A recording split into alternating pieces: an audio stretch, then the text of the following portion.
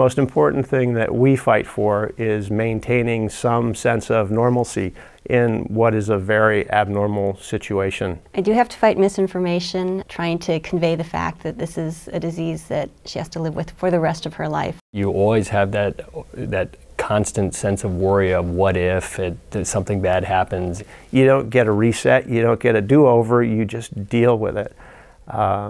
And it's hard to do that without letting them see how you worry about it almost every moment of every day.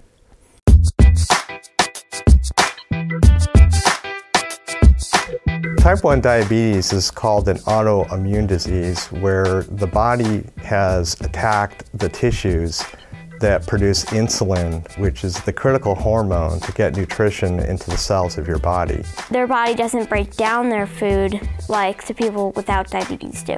Usually how I describe it to people is that I have to give myself insulin to help control my blood sugar, and it doesn't have anything to do with my weight or my eating habits. It's just a disease I have to live with pretty much and handle daily. When I tell people that my sister has diabetes, they automatically assume it's type 2 diabetes, and I have to explain to them that my sister cannot control whether she has it or not, and that she has it until there's a cure. When Ellie was diagnosed, she was in 7th grade, and she came home one day and just said she'd been drinking quite a bit. He was getting thinner, he was a little more thirsty. I knew it's that mom thing, you've got those bells and whistles going off in your head. I called our local hospital and I said, I need to talk to a pediatric nurse. And this woman was on the phone and I said, this is what my daughter has. And she said, go with your gut, get in your car. We went in and they did the test and came back and immediately said she had type 1. I had her bundled up, holding her close, and I came around the corner and there were 3 nurses standing there in the hallway, and I said, this is Louise, and they grabbed her and they ran.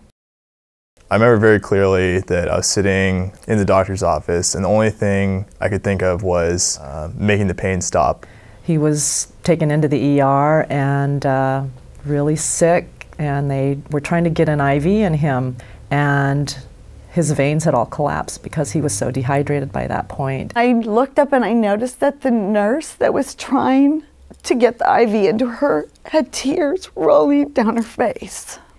That started the next 6 days for us. It was a crash course in immunology and endocrinology and learning how to manage the disease. I was lucky in a sense that diabetes was manageable and I could take my child home.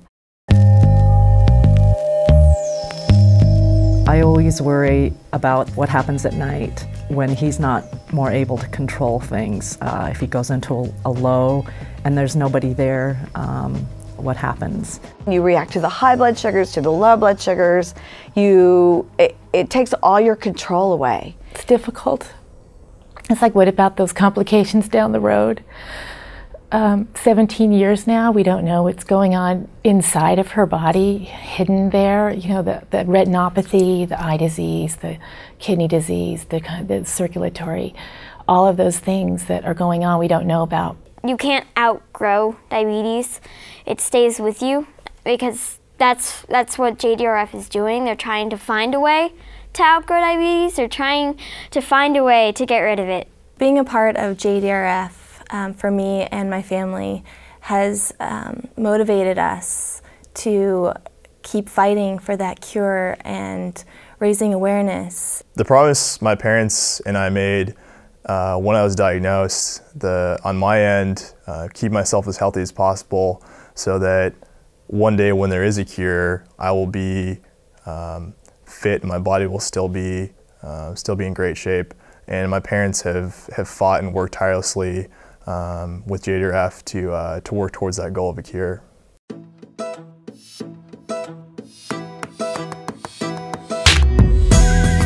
Currently, JDRF is funding research in 19 different countries around the world. Next year, JDRF aims to fund $124 million in diabetes research. With over 40 clinical trials and 29 industry partnerships. JDRF research focuses on improving the lives of people with diabetes today and in the future. You are my soul. A life without diabetes would be amazing. It would be amazing if Louise would never have to think twice about it during the day. It would mean no more worrying about what I can eat and what I can't. We could throw away the pump, we could throw away the insulin, we can throw away the fear of complications. We're in a race to find that cure so that Tyler can benefit from it and that he's healthy enough to live a full life once the cure is found. So that keeps me going. It keeps us going and volunteering and working with JDRF to find that cure. I will find